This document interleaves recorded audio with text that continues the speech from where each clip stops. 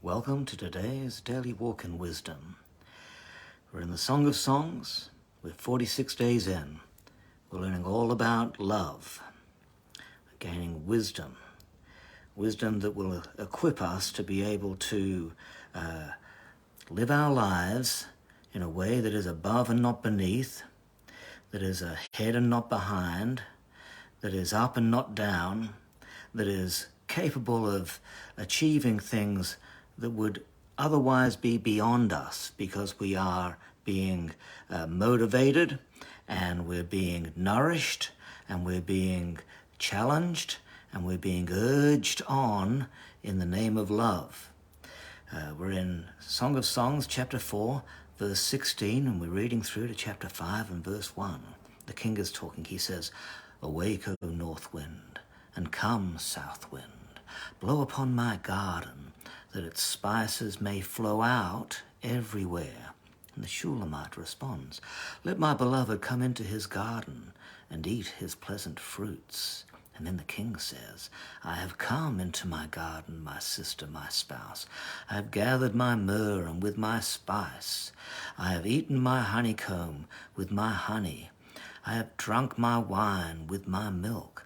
And the Shulamite says, "Eat, O friends, drink. Yes, drink abundantly, O beloved." In the sacred romance, every Christian finds themselves at some stage in the place where spiritual warfare takes its toll and induces a hiatus in our spiritual advancement, kind of like a plateau, a place where perhaps we rest a while or stagnate a while, where we kind of reach the ceiling of our capacity and we think we don't have the strength or the energy or ability to be able to go on further. Every Christian goes through this. You're not the only one. We all go through this. Doesn't matter if you're an apostle or if you're an evangelist or a pastor or a missionary, or if you're a deacon or somebody who just has started out in your walk in God at the very beginning. You need to know that you will face times where it feels as though your life isn't progressing as it once did. And in fact, you'll face times where you will feel as though all your energy has been drained from you and you don't know if you'll be able to go on. I mean, even Jesus said, "Come aside and rest a while," to his disciples. Nevertheless, the time comes when God says, "Enough of that. Enough." And this is when the king awakens the cold, harsh north wind of adversity, followed by the balmy south wind of his love, to blow on his garden so that the fragrance of love may reach the world. God deals with his church through both adversity and blessing. Should we receive adversity alone, we'd become discouraged. Should he be too soft with us, we would grow complacent. So in like manner, this happens in our relationships, in marriage. Every marriage experiences good times and bad. We say in our vows, for better or worse, in sickness and in health. So in straddling this dichotomy, love grows. To produce the best marriage and the most productive family, we need both affirmation and challenge. Now, you've got to be careful when the challenge comes. You've got to be careful when God blows the north wind of adversity. Don't rebuke the wind when Jesus is the one who has called it to blow. It comes to breathe life into your dry bones. Into them bones, dem dry bones.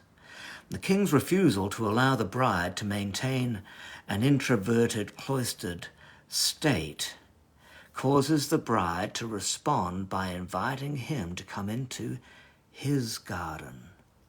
She acknowledges that everything she has belongs to the king. She asks the king to come and taste the fruit of his life in her. Her whole focus has changed from what she gets out of him to what he can get out of her. The sign of your maturity comes in realizing that there is something in you that God wants out. Your invitation for him to bring out of you what he has placed in you promotes the next stage in your growth.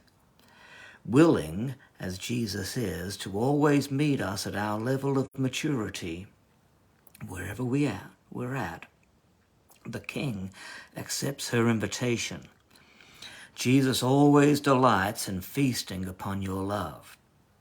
Just as surely as a babe suckles at their mother's loving breast, all love becomes a tangible source of sustenance.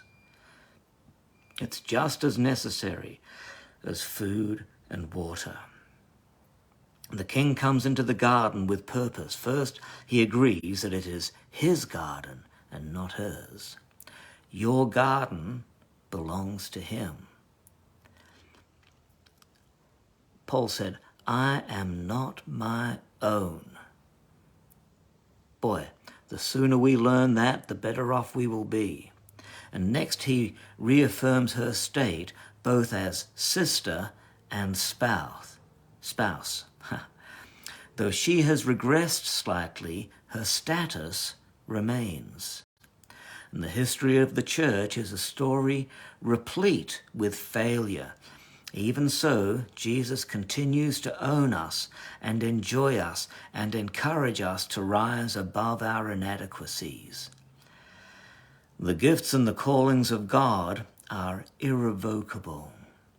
Finally, the king reminds her of her progress. He speaks about the myrrh of self-sacrifice, the honey of her sanctified confession, the milk of teaching. And Jesus will stir you up by urging you to remember your heritage, to remember how far you've come, to remind the church how far we've come over the last 2,000 years, how far we've come in God. And he uses things like communion to remind you of your roots. And one of the positive functions of memory is to encourage you and stir you forwards, onwards and upwards by remembering how God has been with us in our past, and that stirs us to move confidently ahead. In response to the king's presence, the Shulamite encourages, eat, O friends, drink, yes, drink abundantly, O beloved. So first she calls the friends to eat and drink, and then she calls her beloved, the king, to eat and drink. The friends in question are those who attend the king and do his bidding. John the Baptist called himself the friend of the bridegroom. He said also, he must increase and I must decrease. That's the job of the friend of the bridegroom it's not about me, it's about the bridegroom. Jesus said, you are my friends if you do whatever I command you. And though she has not yet reached the place of his appointment, the product and fruit of her life belongs to him, and she doesn't withhold it from him. And further, she makes it available to all who do the bridegroom's will. And so, whatever we do for God, whatever we do for Jesus, also becomes available to anyone who is wanting to do the bridegroom's will. Think about that and apply that to your life. The bride also invites the bridegroom to drink. All that she has to offer originates with him. Everything she has is supplied. And so here is her problem. She is now living on what she should be giving out and looks on the fact that there is living water as proof that she is in the right place and that everything is all right. It is not all right. Her fountain has been sealed. this is the church that has forgotten the Great Commission and rests content in enjoying spiritual life for its own sake, that has become a club, a happy, clappy, spiritual club that has closed its doors to the world. Well, it will allow people to come in, but has ceased going out into the world, when in fact what Jesus has given to us, he has given so that it can flow out. The church has become like, God bless me and my wife, John and his wife, us four and no more. She forgets that her flow of life has come from the place where she has retreated from, and its purpose is to flow out. Let it flow. Let it flow. Jesus is intent on turning our well of salvation into rivers of living water, and will use any means at his disposal to do so. It might be the cold, chilly north wind, or it might be that balmy south wind. But he'll use any means at his disposal to bring us out of our introversion to the place where we will take the gospel into all the world. Well, there's the wisdom of Jesus. Now, we're talking about Jesus and his church, but you can apply that to your life personally. The moment that you stop thinking about yourself and start giving out to others, your life will become purposeful, it will become positive, it will become far more capable than you've ever known it to be before. Because that's how love works.